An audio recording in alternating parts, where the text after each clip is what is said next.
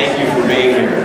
This is the third in a series. We've been looking at this book, Liz Here Now, that I wrote about this black woman who raised me and saved my life.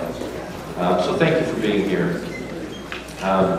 Got some slides up here. I showed some of these last week from the website. We're the church. We don't have any more books to hand out at the church, so if you want a book or you want a friend to have a book, you can go to the website, lizherenow.com.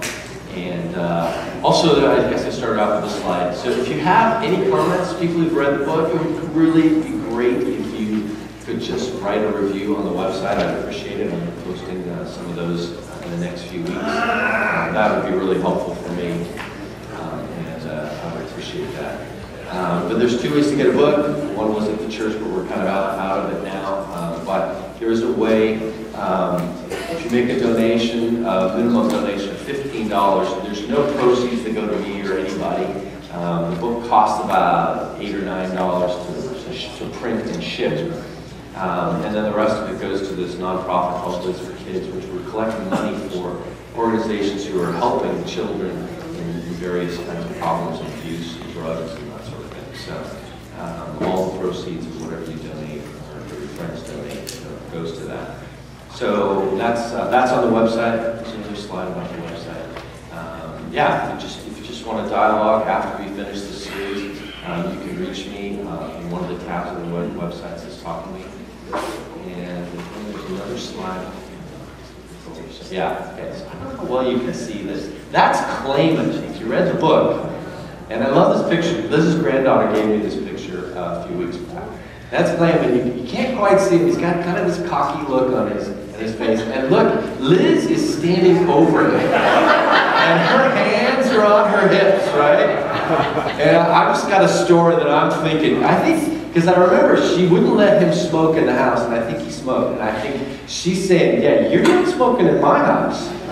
And he's just grabbing cigarettes like he's going to, yeah. So that was a lot of their dynamic. I love that picture.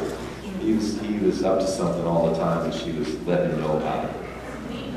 That's a queen pose. Okay, Liz was a queen also. I was surrounded by queens all my life. What did you say about Rhonda? She's the queen of them all? Queen of them. So Liz, this book I wrote, Liz literally saved my life and my siblings' lives.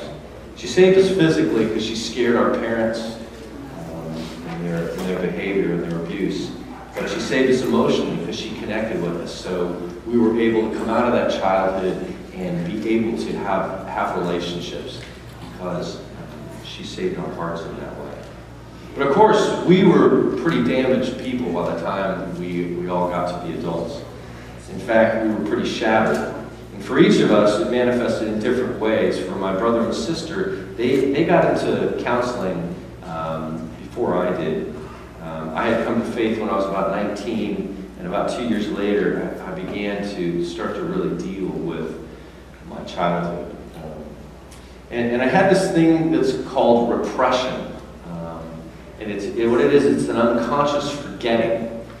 So if you asked me when I was 20 years old what my childhood was like, I would just pretty much describe all of the things that were positive and honestly not remember anything negative. I talk about our education and vacations, and we lived in a big house, and parents drove nice cars.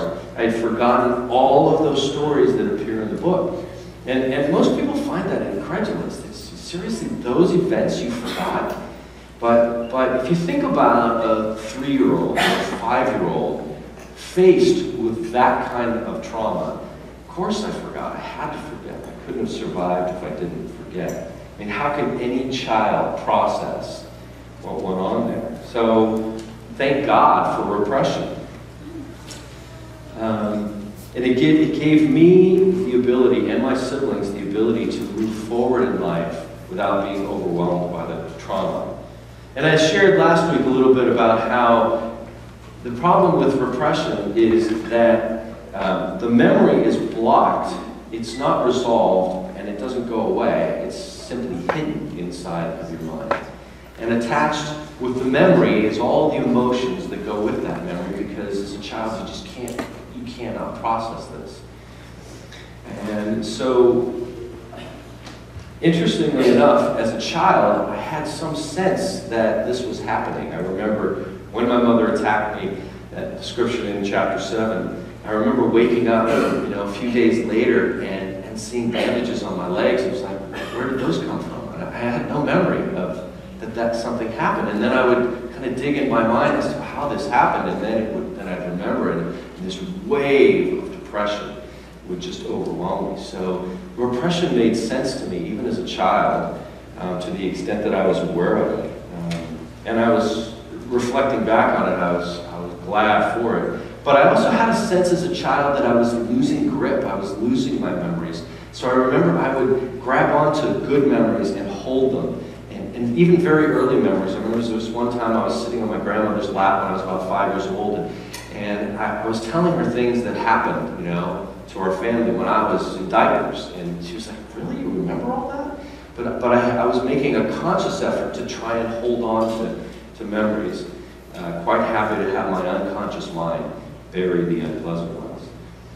And there is this issue of repression, that it's not getting rid of the memory, it's locking it down. So if you can imagine, this counselor that I went to explained it this way: it's like taking a ball in a pool, and you can put pressure on it and you can hold it underwater, but you get enough of those going, and at some point in time they just got to come out. And when I was 21, I began to recognize just how anxious I was, how fearful I was. I think I shared this before, that I'd wake up from a restful sleep when I was 20, and within a minute, my shoulders would tense, my hands would start to sweat, and I was just terrified, and I was nervous and anxious my entire day until I went to sleep again. I knew that couldn't possibly be normal. My sister at that time, she kept telling me, she was just getting into therapy, she kept telling me, Mom's crazy, Mom's crazy. And imagine if you have no memory of those things, you'd think, no, Mom's not crazy, you're crazy. Because I don't remember any of that.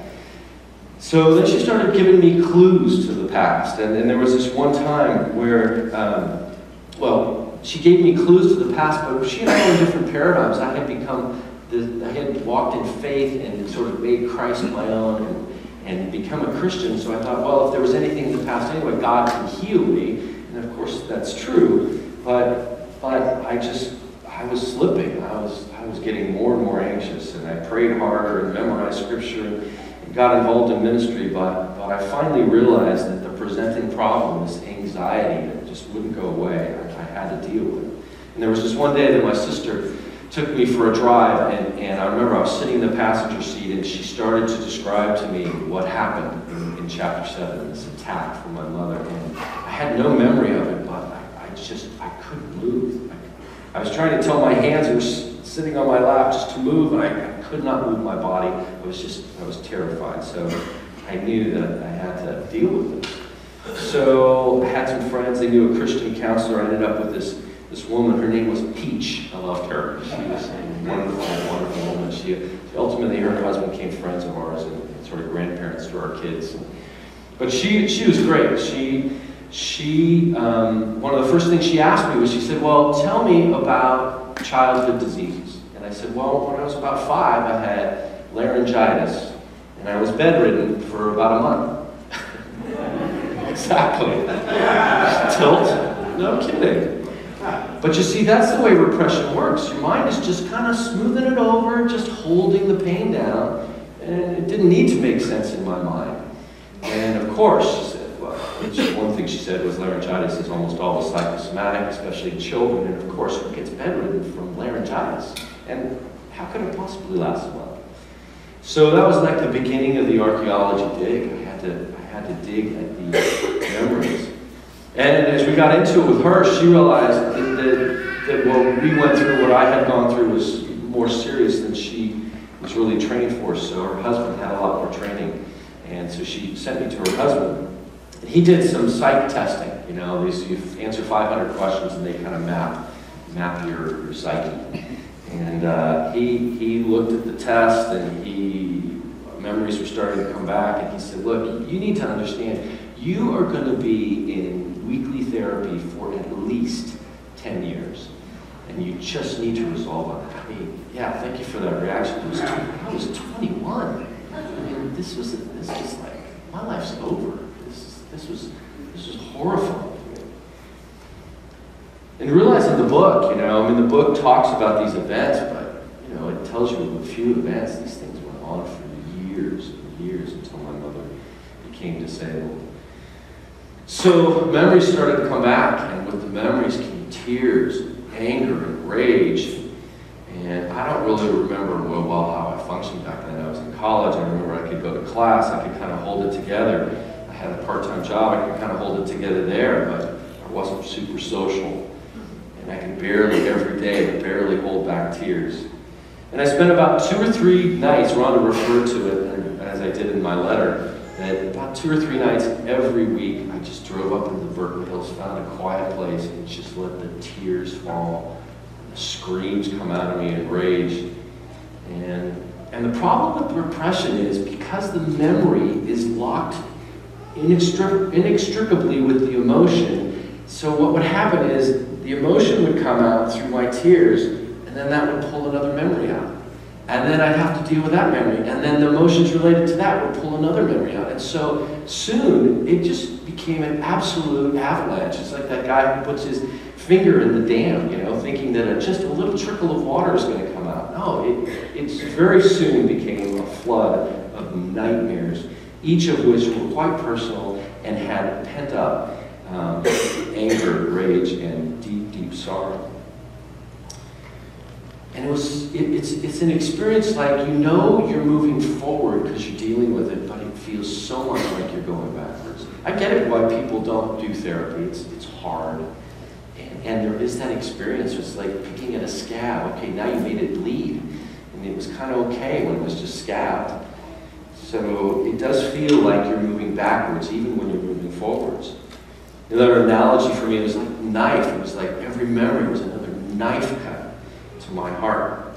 The first crime cut me deeply. The healing process cut me. The same knife cut twice. First in the hands of the villains, and then in the hands of the surgeon. And I learned some principles of life in dealing with this. The principle of dealing with hardship. Sometimes God allows the villain's knife. And he uses it as the knife of the surgeon.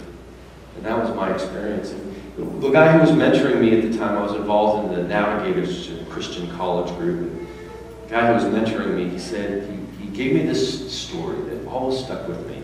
He said, when a shepherd, there's this Christian image of the sheep being the followers of the shepherd. It's like God and his people following him. And the sheep know his voice, and they have this tender relationship. It's throughout the Old Testament and the New Testament. And he said, well, when a shepherd has a lamb that tends to wander, and he qualified, he says, I'm not saying you're wandering, but when a shepherd has a lamb that wanders, what he does is he breaks its legs.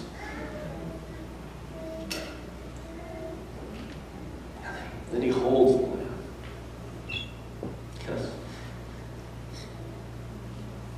Because the lamb is broken. And from the experience, the lamb stays closer to the shepherd and never departs. Because the lamb has to be around the shepherd's neck. You've seen those pictures of a shepherd carrying a lamb around his neck. That's what's happening. And that lamb never wanders. And that, if I were to, in a nutshell, talk about healing, that was it. God broke me. And then he held me close. And for me, the healing of this kind of trauma, the healing of any trauma, it's not, it has to involve the spiritual. Because we're deeper people than physical. So the physical harm heals quickly. And even the brokenheartedness of being hurt, that also can be healed. Psychology and the science of that is so helpful with that. But there's something deeper. There's something that's a violation of humanity. It's a healing of the soul that needs to happen. And for me, again, I lived in Berkeley, so I examined everything. I talked to people about every possible philosophy. And there was the Eightfold Path. And it was all made sense. It was all good stuff. humanism, it's kind of this notion, it's really the religion of our culture, that is, if we educate people, if we work hard to be good people, life's going to be better. Humankind will keep improving. Disney loves this kind of stuff. You go to that ride in Epcot, it's Spaceship Earth, and it's all getting better. And it's like Disneyland. All these philosophies, they have logic to them, they have science to them, and they have the goal of being a good person, which is really a good thing. And it all sounds good, but the problem is, people with those philosophies, they never saw my mother's eyes. They never could answer why that could have ever, in this utopian world, happened to me. Very smart people believe those things. Many of my friends believe things like that. I respect it and I find it intelligent, but it did not answer why that could ever happen. None of these worldviews gave me an adequate response that could explain my mother's crazy eyes. And then there's this other view, which fewer people hold to, but there's a move in our society about really there is no God and evolution. We come through a randomness in life, and it does attempt to explain the randomness in life. But for me, that is a cruel response. That's beyond philosophy. To say to me that everything I went through as a child is random and therefore meaningless is something that you can't tell me that. So again, smart people believe this, and I respect it, but you can't tell me that. And there was that time I described last week where I was wrestling with my own faith, and it was sort of towards the end of this therapy time with this counselor, and I was even considering that maybe everything is random. Maybe everything that happened to you is just random and therefore meaningless. Maybe it didn't mean anything. And it was great. This mild-mannered counselor who became a good friend, he was sitting across the table from me, and he just moved in, and he's agitated. And he points his finger out, and he says, "Don't you ever say that." He said, "What you went through was the making of you." It was awesome. And God, He spoke to me very loudly in those days when I was processing through that. And before I share that, there's a lot of people here that don't necessarily subscribe to the faith we have in Creekside. And if you're here, I'm so blessed that you came, because you don't come to church normally, and I really appreciate that. And you probably come into a place, this is like a club, you come into, you think you're not part of it. Well, actually, a bunch of people next to you are not part of it as well, so you should feel completely comfortable. So thank you for coming. But let me back up. Let me talk to that kind of thinking. So let me just kind of say, what if there was God? What if there is a creator God? And I know there's lots of scientific things that point the other way, but let's just say, what if there is a God? And He made us, He created us. And then He could be good. We hope He's good, because if He's not good, I'm actually the first one to run under a rock. Because if He's smart enough to make us and not good, then we should all be afraid. So let's say He's a creator, He's good, which means He cares about His creation. And that would mean He would want to relate to the ones He has created and somehow communicate to us. And at the core, that is my belief system. I believe we've been created. We have a God who cares and loves us, cares for us, and therefore wants to communicate to us. And then so how would He talk to me, especially in this crisis of my 20s, in facing this avalanche of horror? If He made me, maybe He could speak to me in a different way than audible voice, which frankly probably would have creeped me out if God ever spoke to me. Okay. But God spoke to me very loudly in those times. That was my experience. Sounds metaphysical, but He spoke to me in a very deep way. In the depths of my soul, I guess you'd say, in the Christian paradigm. He spoke loudly. And I became convinced of His love, even in the midst of this horrible experience.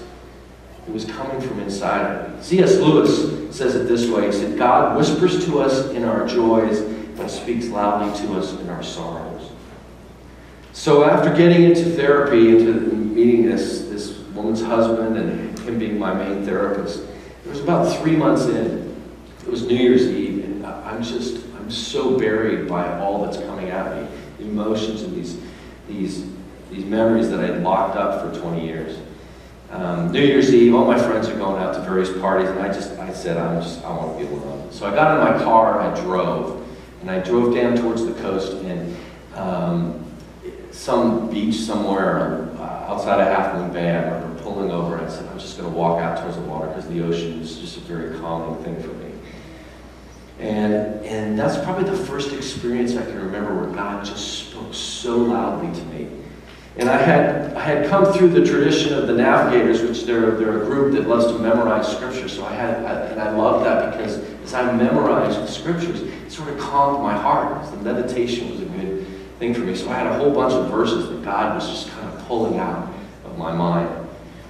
And there's this verse in Jeremiah 29:11. It says, "For I know the plans that I have for you, declares the Lord. Plans for welfare, not for calamity, to give you a future and a hope." Wow, that was hard to believe. And I remember this voice speaking loudly, those words inside of me, and I just dropped to my knees. And in the sand, I just pounded my fist into the sand, and I said,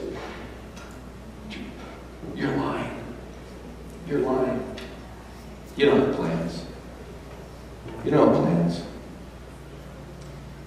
And then plans for welfare and calamity. There's no welfare. There's only calamity. That's where I was. And it was the image of the lamb around the shepherd's neck. The problem with the lamb is he can't run away. He's just going to have to fight this out. And that was my experience of God. He spoke every time I would argue with him. He would speak again. I have plans for you. They're plans for welfare and not for calamity. It was just so hard to believe. It was so hard to believe that at the time. So I cried and argued with him for 2.5 years. That was my experience.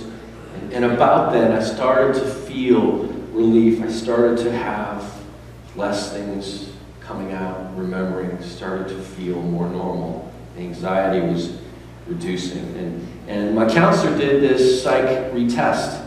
And it was a great moment for me. And he's got these graphs, and the kind of the beginning graph. And he's got the graph at 2.5 years in, which, by the way, is a quarter of the time he felt like I'd be at this place. And he's looking at it. And he goes back to the file to check the names. Does he have the wrong file? And it just said, these are just not the same people. There's no way this could really ever happen. And I had 2 counselors. I had the human one who helped put everything in context for me. And I had this voice inside of me that knew what I was feeling and also knew what had gone on and spoke to me in a very deep, healing way.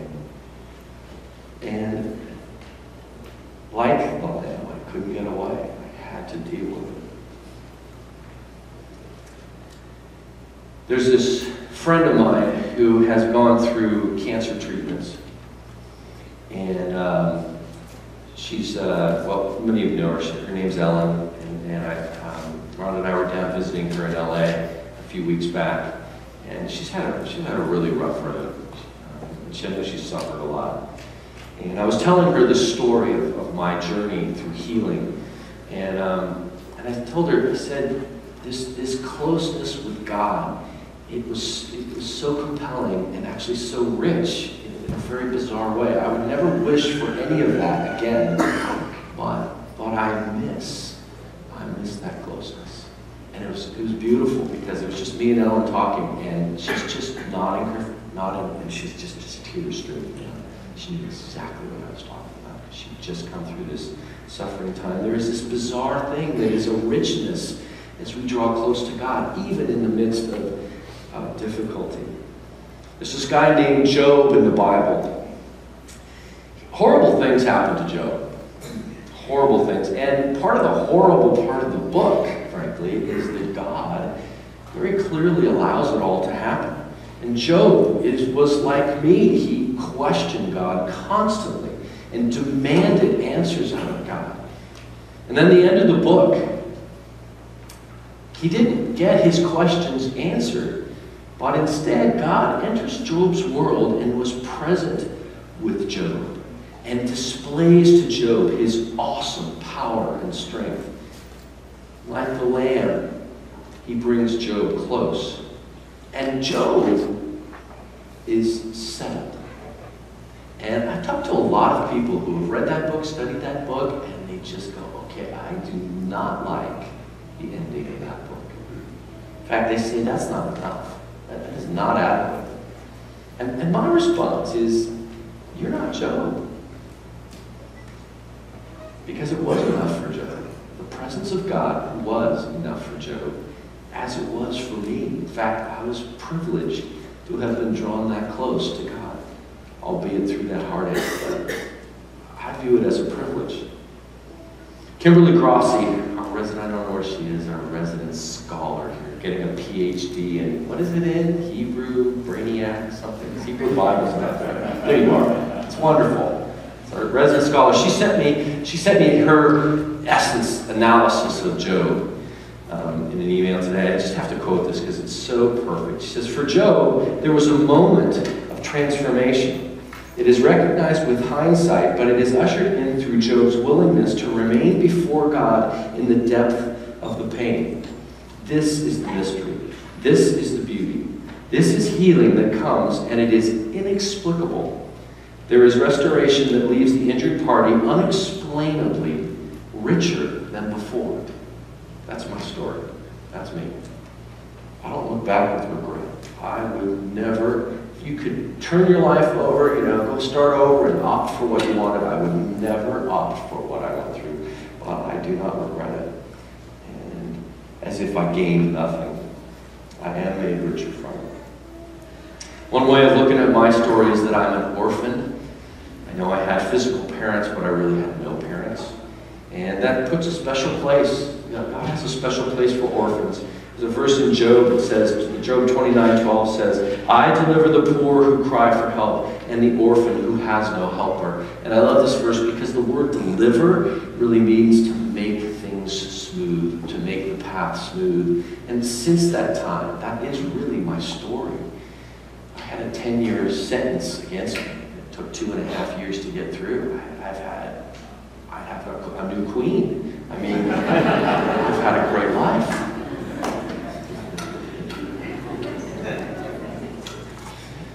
Psalm 68:5 calls God, it calls him a father to the fatherless. That's my relationship with God. He is my father, and I feel it deeply. I let go of my earthly father a long time ago, and I have been adopted by the perfect dad. So you see, for me, Liz was my mom, because you guys, if you read the book, you know that Liz was my mom. And God was my father, dad. So, I don't want to offend anybody, but compared to me, your parents were lame. My parents were way better than yours. I want to share a couple of them more of the metaphors, just to give you a little bit more picture of Liz before we close today. But there's this metaphor of the peanut butter. The little kids, Chrissy and Pa, they spread peanut butter on their arms, make a mess, because they're trying to be like Liz. They're making this connection with Liz. It's really a composite of a whole bunch of memories that my sister and I, our interactions and interactions with Liz, she was always going out of her way to make us feel like we were part of her, that she was our mama. And skin color didn't make any difference, that we were completely connected. And by the way, so when we get to heaven, you may not recognize me, because I'm going to be black.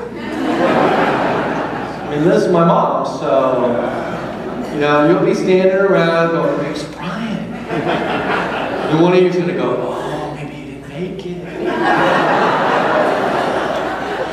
And Doug's going to go, yeah, I almost wondered about it. I was questioning it. I'm the black guy. Hey, come over with Liz. Just that's full disclosure, just so you know. We'll get there. And then there was this arrest and beating up of Liz. That was a metaphor, but that was an absolutely essential part of the book. To my knowledge, Liz was never arrested or went to jail. Although I found out recently, Liz did actually commit a pretty serious crime that I never knew about. I found out from her granddaughter about a month ago. So Liz, when I was very little, Liz lived in an apartment off of 73rd. That's that big thoroughfare that goes to the airport in East Oakland. But when I really remember her, I always went to her house, also located in East Oakland. But it was a house with a yard, and it was nice. So her granddaughter said, she said, "Do you know how Liz got that house?" I said, "No, because Liz was too poor to get any house. I mean, even in East Oakland, houses cost money. Most people don't own, most people rent." So I said, "No, how'd she get it?" Well, she said Liz came home one day with a paper bag filled with cash that she found somewhere. Now, this is East Oakland we're talking. That's drugs. You're laughing. You know, he's not in drugs and or prostitution. And she just found this paper bag and just decided to bring it home. And I guess the next day she either went to the bank or the real estate office and bought a house.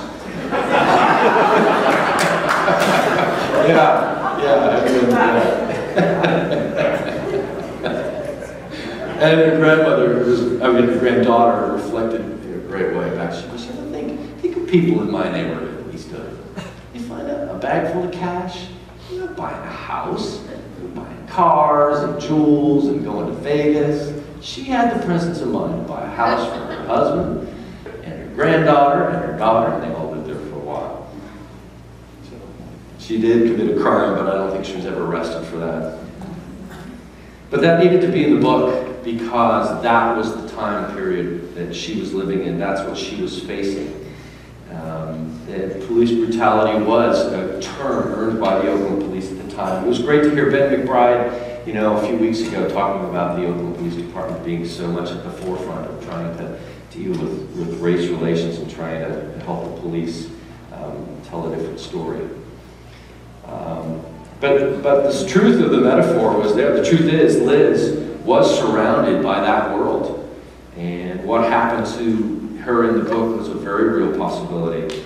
And she knew what that felt like. I shared a little bit of her backstory last week, but just as another aside, the first 18 years of her life growing up in Arkansas, the first 18 years of her life, on average, a black man was lynched every 4 days for the first 18 years of Liz's life. Jim Crow was very strong where she grew up, keeping black people in a controlled servitude. And in Clayman's words, Clayman, you know, as a little kid I knew, Clayman was very kind, funny, good to be around, but he was very clear he was not completely supportive, as the book indicates. He knew how dangerous this was, and that was just clear. That was clear to us as kids. But in Clayman's words, there ain't no way to stop that mama bear, so he never even tried to. She was filled with that foolish love that kept her with us. And Liz had to manage her own community as well. My sister has this memory, I don't really remember, but she said we were in the backyard with Liz at her house on a Sunday, and sort of her church friends came over because they were all dressed to the nines. And their question was, what are we doing with these little white kids? And it wasn't just these kids, it was these white kids. You know, racism cut both ways, particularly in the 60s. And I don't know, is that racism, or is that just that her friends knew what was going on and knew how dangerous this was and how foolish this was? You know, if I came to my friends here in this church and I said, in my workplace, I know the crimes are being committed, and I can't do anything about it. But if the people get caught who are doing these crimes, I'm going to get implicated. In fact, I'm going to get blamed, and I'm not going to be able to fight off the legal battle. What do my friends say? Get out of there. Absolutely, get out of there. So she had pressure from her own community to quit her job and leave us. Let's look at the next slide. That is Liz That's the picture. I have part of it in the website, and I love that because it shows her pigeon toes. That is Liz. And you know, it's every time I look at pictures like that, it's just, how is that ordinary woman the greatest hero I've ever heard of? The strongest person I've ever met. Liz was standing on her own X. In this church, we have this term. It's an actor term. When an actor comes from backstage out to play his role on stage, the audience doesn't see it, but there's X's on the floor. And what the actor's supposed to do is go to their X and play their role. And it's a term we use in this church a lot for all of us individually, to find the place that God has for us, the unique thing that God wants us to do. It's different than everybody else. Sometimes it's dramatic, and sometimes it's not. And Liz knew where her X was, and it was very much not dramatic at the time from her perspective. And what I learned from that is we should never, ever minimize these cups of water, these simple things we do. Many people think of doing good someday. They want to go overseas or go help out in a poor country. Americans view heroism in that way, something dramatic and big, helping life far away. But Liz was a true hero. You read a book about it. A lot of people are here today for not spiritual things. You came because of a book. And you came because you loved a hero. And you loved a hero because you love heroes and you want to be a hero. It has nothing to do with Christian faith in a way. It just has to do with, how do I become a hero? How do I live this out? And I look at Liz and I say, you know, what if she had a more American perspective? That a hero is the kind of person who wears a cape. A hero goes somewhere and does something dramatic and big. At her funeral, one of the things that was shared by people who knew her well was that in her church, she was really into missions. And that's the way she served in her church. She helped on the mission committee. That's where you collect money and you send it overseas, or sometimes you collect money and you send people overseas to help the starving children in Africa or in Mexico. Well, what if Liz thought that was the only way to be a hero? I am really thankful that she opted out of that notion that a hero is somebody who goes somewhere, and instead just found her X, stayed on her X. And her X, you know, was about folding laundry and doing dishes. It's pretty mundane. I am so grateful. My life is completely altered because of her. She really knew what a hero was. Well, thank you again. That kind of wraps it up for me. Thank you so much for being here. Thank you for being interested in this story and for listening to me kind of tell you about it. Let me close with a word of prayer. Father, thank you for Liz. Thank you for the journey you have put me on, Lord. I cannot say it was joyful all the time, but it was meaningful. And I am honored that you found me worthy to live out this story and to tell this story. And thank you, Father, that you love us, you watch over us, and we all have a story, Father. Help each one of us today find our story and find our next. In Jesus' name, amen.